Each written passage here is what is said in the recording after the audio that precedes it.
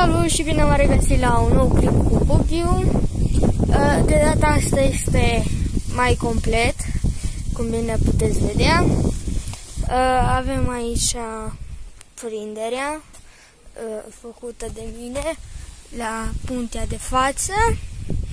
Și ca să vedeți cum am unit acestea, vă las acum niște imagini cu ea.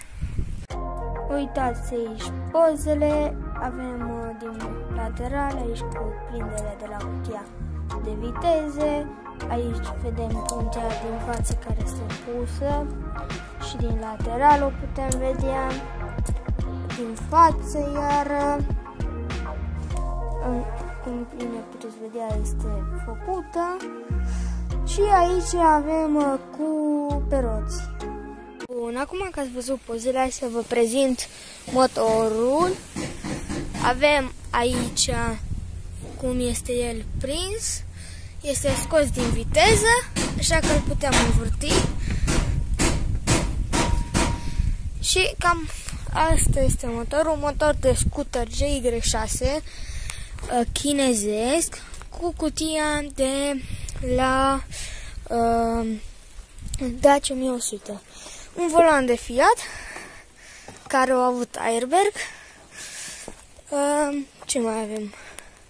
Toba asta am pus-o așa că ea original venea altfel, dar zic că este destul de bine și așa. Cam atâta este cu el. Începe și ploaia. Farurile care s-au dezlipit, dar o să le pun eu la loc. Așa se vede din față. Mai trebuie să-i cumpăr eu un carburator și să îi pun accelerația, frână.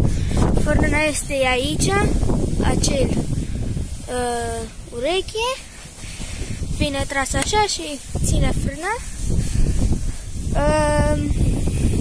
Aici stau eu pe scândura asta deocamdată și stau ca să o băgăm în viteză, ori tragem sau împingem, cum este în viteză. Și acum l-am scos, e pe liber. Vă voi lăsa un video să vedeți cum mă dau cu el, dar fără motor.